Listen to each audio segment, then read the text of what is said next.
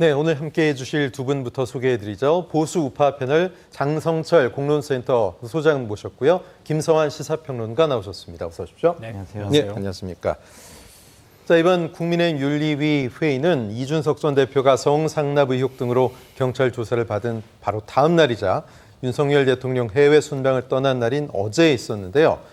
오후 3시부터 약 3시간 동안 회의를 마치고 이양희 윤리위원장이 이렇게 얘기했습니다.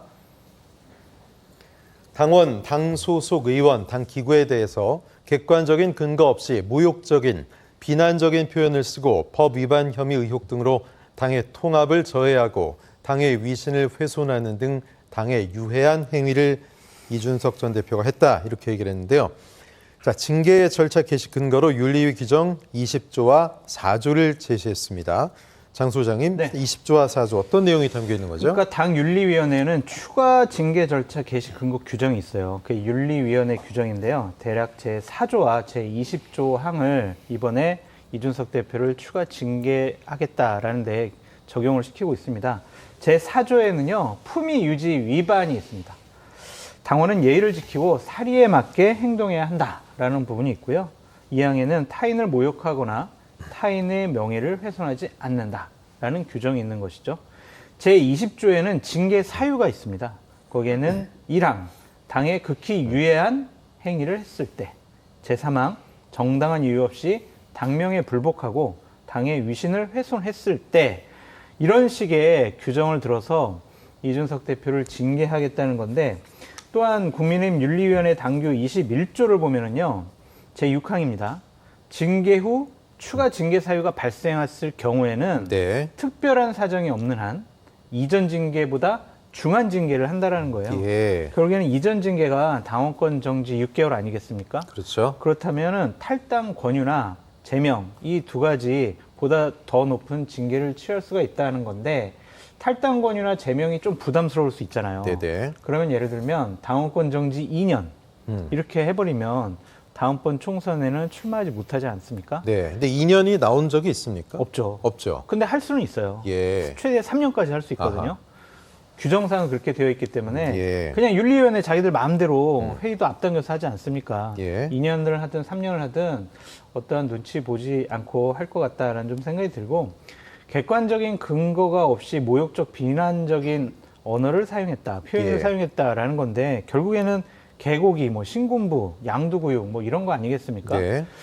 얼마 전에 우리가 대법원 판결을 봤죠. 고영주 전 위원이 예. 문재인 대통령한테 공산주의자라고 한 것은 이제 거의 무혐의 났어요. 근데 이렇게 대통령이라든지 대통령 후보에 대해서 이전에 개고기, 양두구육, 신군부 이런 표현을 사용했다고 해서 너는 당원권 정지시키겠어? 너는 국민의힘이라는 플랫폼에서 정치 못하도록 쫓아내겠어? 흔적을 지워버릴 거야. 이런 식의 판단을 하는 윤리위원회는 정상적이라고 보기가 어렵습니다. 예. 자, 김성환 평론가님, 어쨌든 추가 징계가 나오면 당원권 6개월 정지보다는 더 센 징계가 들어갈 것 같은데 어떻게 보십니까? 진짜 부담 때문에 탈당 권유나 제명까지는 안 가더라도 기간을 늘린다거나 그런 징계가 나올 수 있다고 보세요? 이미 다 온 국민이 아는 거 아니겠습니까? 예. 그러니까 지금 보수파 패널께서도 얘기해 주시잖아요. 네. 여기에 어떤 이론의 여지가 있을까 이런 생각이 드는데요.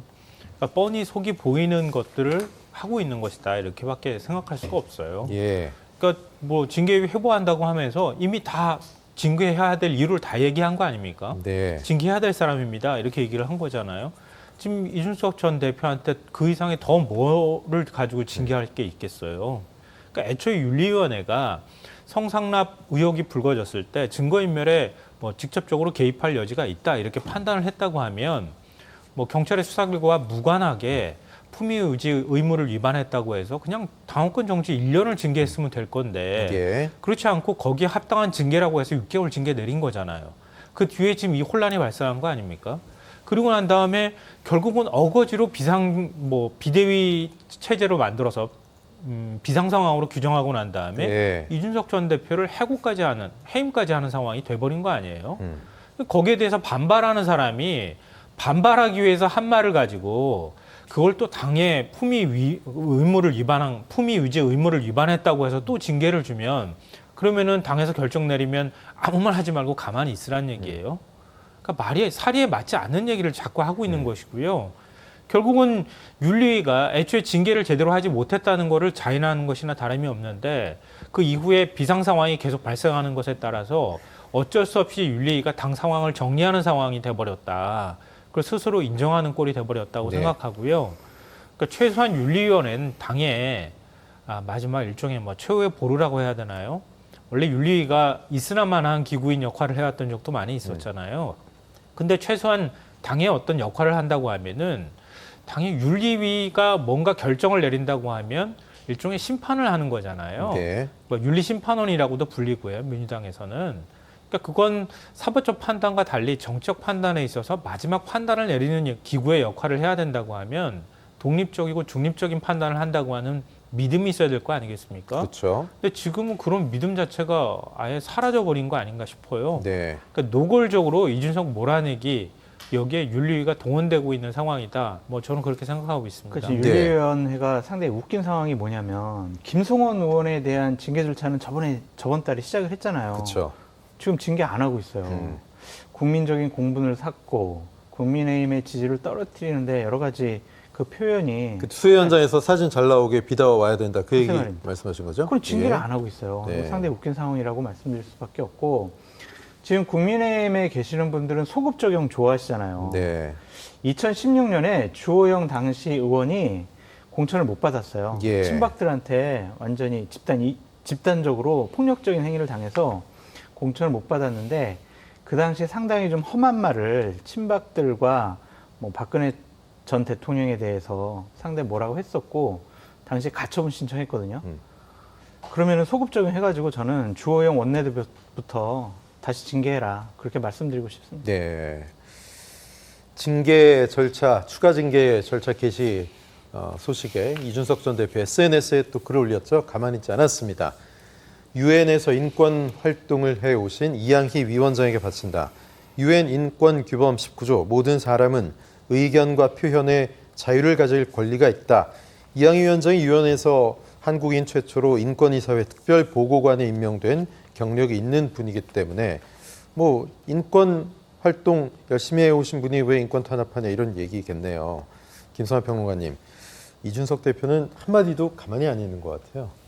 근데 이게 사실은 지금 이 사태를 만든 하나의 빌미가 되거나 네. 원인이 된 측면을 부인하기는 좀 어려워 보여요. 예. 이준석 대표가 당대표에 선출되고 난 다음부터 여러 가지 리스크다. 뭐 지금 앞에 장성철 수장도 계시지만 저랑 이 자리에서도 그런 얘기를 많이 했거든요. 네. 그러니까 당내에서는 리스크를 우려하는 그런 목소리들도 적지는 않았어요. 예. 그러니까 한마디도 지지 않는다 이렇게 얘기를 하는 것처럼 근데 이건 어찌 보면 기존의 정치업법으로 문법으로 얘기하는 측면도 있고요. 역으로 생각하면 뭐 30대 처음으로 이제 당대표가 나온 건데 굉장히 솔직하게 자기 의사 표현을 한다. 이렇게 또 받아들일 수 있는 예. 측면도 있잖아요. 거기에 적지 않은 이대남들이 이준석 대표를 지지하면서 지난 대선이나 아니면 지방선거 때 지지 의사를 표명했던 것도 사실이었고요. 그렇죠. 그러니까 선거에서 그게 결국은 어느 정도 유리하게 뭐 작용을 했느냐 이것에 대한 평가는 엇갈릴 수 있지만 네. 좀 30대 당대표가 나와서 국민의힘이 뭔가 변화를 하고 있구나라고 하는 이미지를 국민들한테 줬고 그러니까 국민의힘에 적지 않은 희망을 좀 일부 분들은 걸었던 것도 사실이고요. 그래서 정권 교체가 이루어졌다. 이렇게 또 논법이 정리될 수도 있는 네. 거거든요. 근데 마치 사람으로서에 관한 모습이나 아니면은 발언에 관해서 품위를 좀 지키지 않았다거나 이런 이유를 대서 당대표직에서 물러나라고 지금 내몰고 있는 상황, 이게 과연 이해가 될 수 있겠는가 이런 생각이 들고요. 예. 결국은 국민의힘은 이제 아니 국민의힘뿐만 아니라 그러니까 국민의힘이 중심에 있는 보수 세력은 다시 옛날의 보수 세력으로 되돌아가려고 하는 작용을 하고 있는 것이 아닌가 이런 생각을 할 수밖에 없어요. 그러니까 정치를 좀 더 젊게 만들자. 과거에 어떤 기득권에 돼 있던 보수 세력에서 탈피하겠다. 이런 데 있어서 이준석 전 대표가 역할은 상당히 했다고 저는 생각하거든요. 일종의 구태 정치로 다시 회귀하는 그렇죠. 거다 이런 말씀이시군요. 예. 그래서 탄핵 이후에 굉장히 큰 혼란들이 정리되는 과정은 결국 이준석 전 대표한테 국민의힘은 상당히 빚진 측면이 있다고 생각해요, 저는. 그러니까 민주당이 오히려 그걸 감당하지 못했던 측면도 있거든요. 예.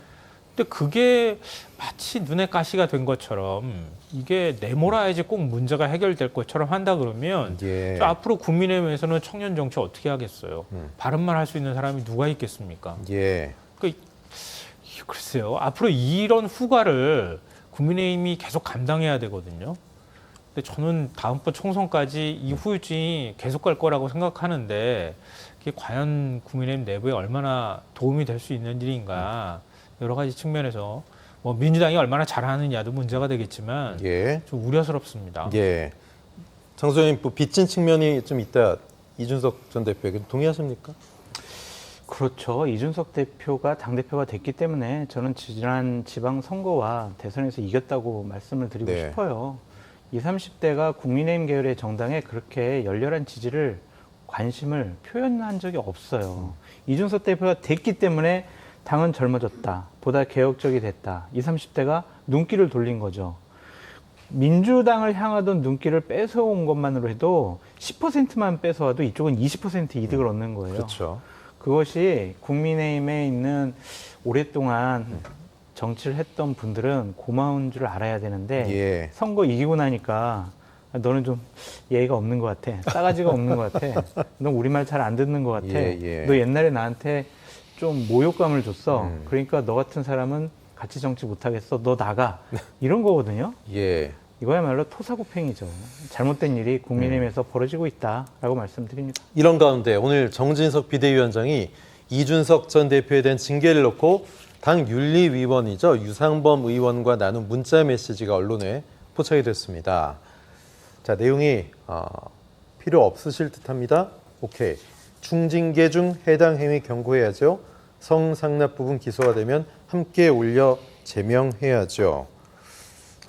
뭐 징계를 상의하는 듯한 그런 내용입니다.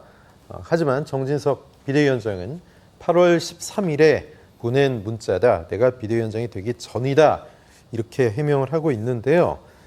글쎄요. 지금 뭐 권성동 전 원내대표와 윤 대통령 문자가 공개되고 후폭풍이 대단했는데 이게 뭐 2탄이 될 수 있을까요? 장 소장님, 저 문자 내용 어떻게 보세요? 지난 뭐 8월 13일에 했으면은 이번 건과는 상관이 없는 거겠죠. 그리고 뭐 저런 문자와 관련해서 정진석 위원장 같은 경우에는 아니 이양희 위원장님은요 절대로 뭐 어떤 영향, 외부 영향 받지 않는 분이에요라고 또 얘기를 하잖아요. 네. 저런 얘기 나눌 수 있어요. 좋아요. 그냥 유상범 의원이 윤리위원회 부위원장입니다. 그러면은 같은 동료 의원으로서 나 이준석 싫어.